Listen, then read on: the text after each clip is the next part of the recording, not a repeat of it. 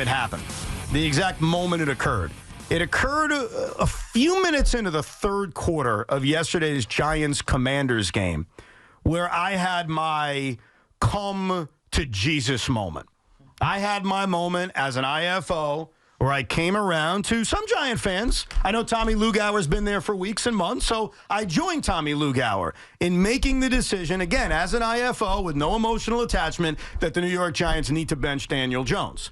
Now, my reasoning for this, Tiki, before you either agree or disagree with me. Go ahead. It's not about Daniel Jones sucking. It's not about Daniel Jones. He didn't suck. I agree. It's not about him being mediocre. It's not even about him not giving them the best chance to win, because he does. It's because, in my humble opinion, for the last 6 years, Daniel Jones' best quality is making plays with his legs, and we saw that yesterday. We saw it a couple of times on 3rd and 4th and shorts where they ran keepers with Daniel Jones. We saw it a few times with RPOs. We saw Daniel Jones run over defenders, and he's really good at it. Mm-hmm. And I feel like that's unsustainable when you're 2-7, when you're not making the playoffs anymore, and you also can't afford to get this guy hurt because of what it does to your salary cap. So while Daniel Jones still gives them the best chance to win, I'm at the point at 2-7 where if I'm running him out there because I think he gives me the best chance to win, I'm putting him in a position where he's likely to get hurt. Right. And I don't think that's a good decision anymore. And so I'm out on Daniel Jones. And even though Brian Daboll has already announced that DJ is starting in Germany against the Panthers, I disagree with him. It's time for Tommy DeVito. Now, the reason you're saying this is simply because of the injury guarantee. You're saying this because of Daniel Jones. I mean, what do you, 7 carries, 54 yards, a touchdown yesterday. So you're saying that if he finishes this season, there's 8 games left, he runs the ball 60 more times and scores a couple touchdowns, he's more likely to get hurt, which is then going to automatically guarantee his salary for 2025 and makes it less easy for the Giants to go wherever's next. So there's 2 things. Yes, I want to confirm what you said, yes. The other part is if I'm putting together an offensive game plan to try to win games, and we'll get to the aspect that there are Giant fans who don't want them to win games, but I'm talking as a guy who wants to win games, my offensive game plan is going to be run the ball with Tyrone Tracy, which we saw brilliantly in the first half, and I got to tell you, run a lot of RPOs with Daniel Jones because he's damn good at it. Of course. And so if that's what gives me the best chance to win, which it does, I'm also realizing that it greater influences the possibility he's going to get hurt. And so I've got to make a decision on, all right, am I just going balls to the wall to win, or do I have to think bigger picture? And at 2-7, after losing that game to the Commanders, a lot of which has to do with the officials, more on that later, yeah, I no longer can do that. I just think it's really hard for Dabes, who is in a, I don't say he's in a win-now mode, because obviously it feels like he has some assurance that he's going to be back next year, that you can't just concede losing. You can't just say, I'm going to put us in a worse position to try to win football games. The Indianapolis Colts are the perfect example. I have them next week. They benched Anthony Richardson last weekend, thinking that Joe Flacco was going to be better for them, and Joe Flacco stunk, and the offense has no identity. The defense is just overmatched, and they stink, but they're not. They put themselves in a win-now situation, but where are they? They're in no man's land. Right. And I think that what the Giants can't do is put themselves more in no man's land. Like they're kind They're kind of there now, because you know that Daniel Jones likely isn't the future, but he does give you the best chance to win. And Brian Daboll still wants to win. Like, he's coaching every game to try to win football games. He's not coaching it to, let me see what I got with this guy. Let's see if Malik Neighbors can make this team. When do you start doing that, though? At what point do you start evaluating the future? I don't think he's going to do that at all. I think he's going to coach to win every single game. As a fan, I disagree with that. I think there's a moment in time, not where you're not trying to win, because when you phrase it that way, it's like, oh, I'm such a bad guy. We're all such bad guys. No, it's time to evaluate. And while I've never been as bullish on Tommy... Who are you evaluating? I would evaluate Tommy DeVito.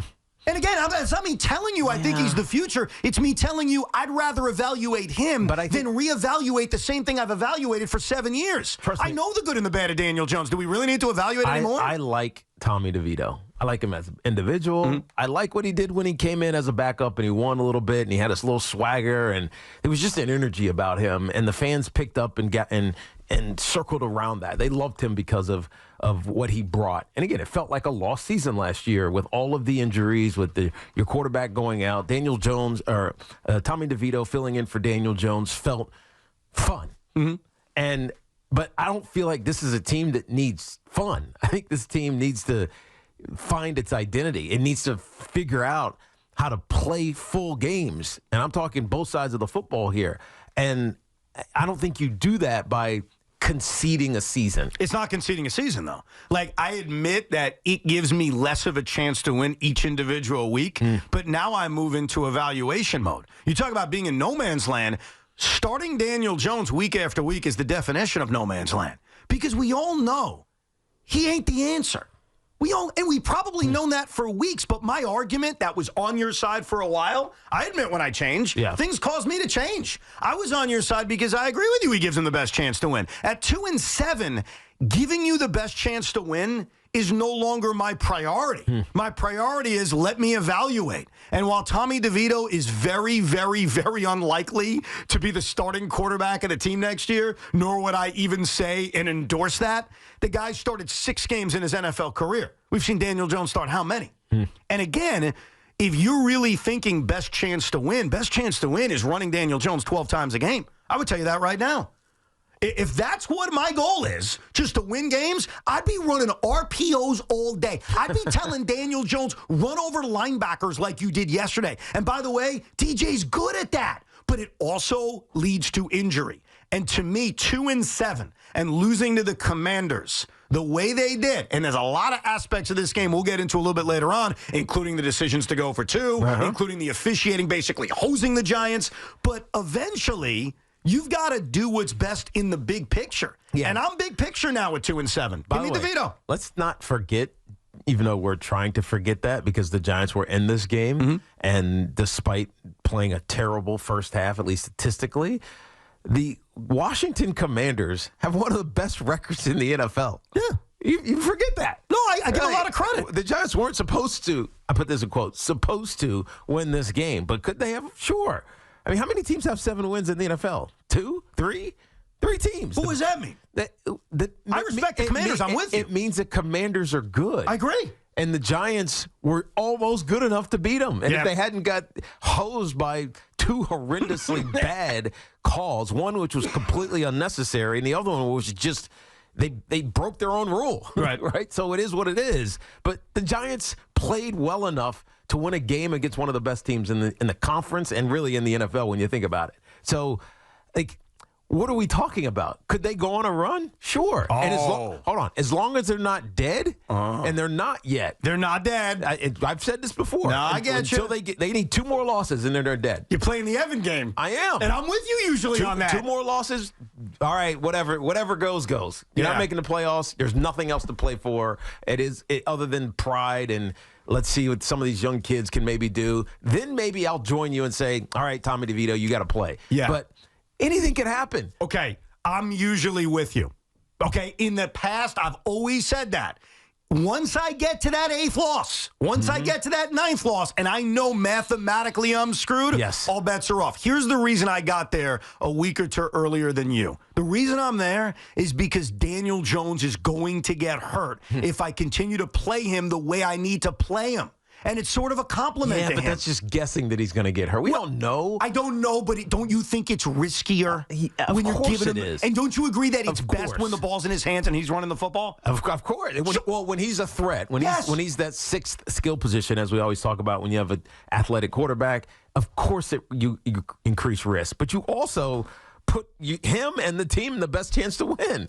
And I think that's what Daves wants to do. And so that's why he's starting against Carolina at that 9:30, what will it be, 9:30? 9:30. Yeah, 9:30 start in Germany against the Carolina Panthers, who somehow, miraculously, beat the New Orleans Saints and got their coach fired. But I don't think that Daves is at that point where he's done with Daniel Jones. You know what I mean? I think it's like there. It's like in his head, like this kid. Man, Daniel, I really love how you work. I love that you're one of the leaders of this team. But man, I know he wants more from him, but I don't think he's quit on him yet. And so I can't see it happening because he still gives them the best chance to win, especially if they're going to run 4 or 5 zone reads and he scrambles for 6 or 7 times and picks up 20, 30 yards and first downs, etc. If he does more of that, if it's not there, just run, Daniel. Yeah, I agree. That gives him a better chance to win. It also gives him a better chance to get hurt. I'm right about that. But I can't factor hurt. I have to. When you're in the cap situation the Giants are in and he has the contract that he has, I have to factor it in. I think winning supersedes potentially getting hurt. Well, okay, then they better be consistent about this because there's 2 things working against the theory of only 7 losses right now. One is what's going to happen tomorrow, and we'll get to this later on. Are the Giants trading anybody of substance? We've heard Azeez Ojulari's name out there. We've heard Darius Slayton's name out there. If you are doing that, you, to me, and to the locker room are signaling caring about the future and not about doing all you can to win this year, which would go against playing Daniel Jones. Right. The other thing going But I haven't heard that the Giants are in the market to trade. I know that those names are out there. Okay. But I have not heard, the Giants are looking or taking calls on or trying to do X, Y, Z. No, but to Sean's point, is it a contradiction in your mind? If the Giants tomorrow by 4 o'clock, that's the NFL trade deadline, if they trade Azeez Ojulari, let's just say, because that's the name that has been linked and rumored, if they trade him today or tomorrow, is that a contradiction in terms of trying to win now and starting your best quarterback versus the general manager saying, hey, we're already starting to think about our future because the guy who's got 6 sacks this year, we just traded away for a pick? When is Kayvon eligible for return? Well, they just announced today he is not going to be back this week, so he'll be back after the bye week versus Tampa. So, no, it's not. Well, okay. It's just one game. All right, so if they don't trade Azeez Ojulari or any of that, then they're sticking to the consistency of they're not dead yet, they're trying to play. If they do, that's counteractive. Here's the other problem. After a year and a half, I think I've learned speaking a little bit of Tiki. And Tiki's pretty good about pointing out when and when not to make quarterback changes. Right. And one thing Tiki's been adamant about is you're never going to make a quarterback change on a short week, right? Right. Okay, preparation-wise. So the Giants have already announced now they're going to start Daniel Jones in Germany. The week after that's their bye. The week after that is their first home game off a bye versus Tampa Bay. Then they have the short week versus Dallas, who looks like they won't have Dak Prescott. Right. By the way, 3 winnable games. This is my point.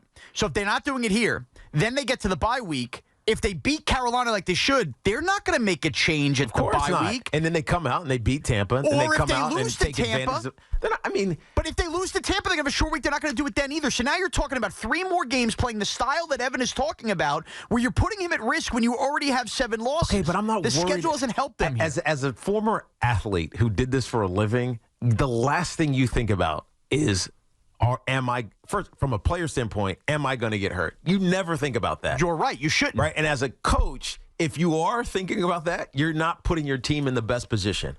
But don't you have to when the contract says that, But if you're coaching against getting a grown-up athlete hurt playing a professional sport, then you're doing your team a disservice. Right, you have to call the game the way you think best gives you the chance to win, and that's what Dabes is going to do. But I'm positive of this. Okay, but don't we agree that Joe Shane and Brian Dable are tied to each other, right, in this journey with the Giants? Okay, so for them, or at least Joe Shane, they structured this Daniel Jones contract this way with this injury guarantee and to get out after 2 years. It would behoove them to have as much money to operate and as much freedom to operate at the quarterback position in the offseason and not be tied down by an injury. You do have to think about that. I think this is my difference. This is where I diverge from you guys. The Giants are in a very poor spot. Unless they lose out, they're in a very poor spot come drafting quarterback time. It's just, first of all, I don't know about most of these kids because Carson Beck looked terrible the other day. He did. Shador, I guess, but do you want that Dion? Cam Ward. Cam is the one. Right? And Quinn Ewers, I would have said yes, but now he's fallen off. You don't think the Giants are picking high enough? Is that your concern? You don't think they're bad enough? I think there might be one good quarterback in this draft. That's what I'm saying. Gotcha. There might be one. And all the other ones have these question marks all around them. And so is it worth it? And the answer is probably no. So if you're moving on from Daniel Jones, what are you doing? And maybe there'll be some free agents that are older. Sam Darnold, who's a turnover machine. I don't. Maybe Kirk Cousins comes free, but I doubt it, especially because of the way the Atlanta Falcons are balling right now. So what are you doing? I think the Giants. I know what I'm not doing. They're in this. They're in this like it's not purgatory because it's not negative. They're in this like non-maneuverable spot. Right. It's not a good spot. It's not good unless they fully, tank now. But there's no thing. The only people that want to tank are fans. I know that. I'm not suggesting that when I suggest not starting Daniel Jones. So the only way that the Giants, who right now are, I guess, tied for the number one pick, right? Because they have this. Everybody has the same record at the bottom at 2-7, right? Unless they just say we're not winning another game, we're trying to get whoever we want at quarterback next year, and so from right now we're not trying to win another game. But Tiki, and then the problem is you can't do that. No, and I don't think they're doing that, nor am I even suggesting that. What I'm telling you is, you know who's doing that? Who's that? The Raiders. Yeah, they fired everybody.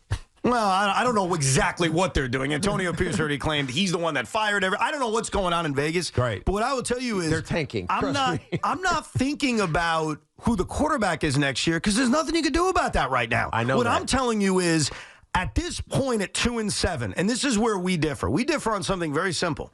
I think they're done.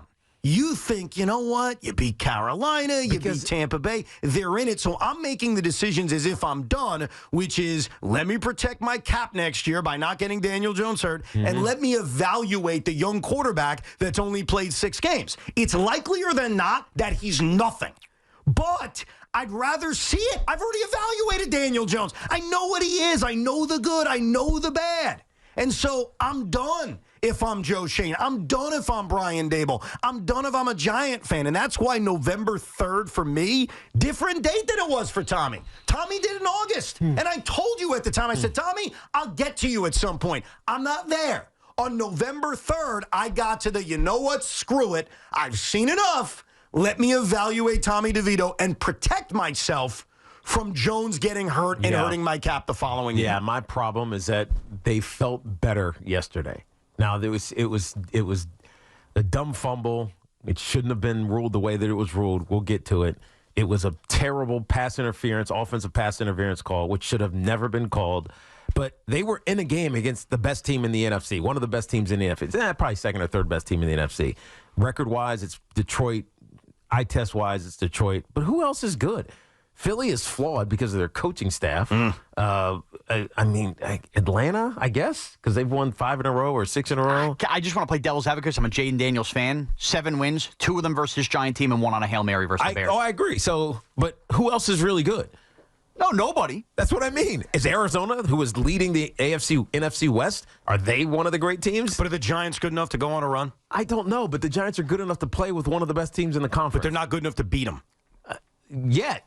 They've gotten better. They scored on every drive in the second half. And then their defense let Washington march down the field. It's because Jaden Daniels is good. Well, how about stopping the run? How about stopping Chris Rodriguez? No, or how about dogging Andrew Phillips and actually go to tackle the quarterback as opposed to running in there with your hands in the air? That's another story. What the hell are you doing? Let's get to your calls coming up. 888-808-1019.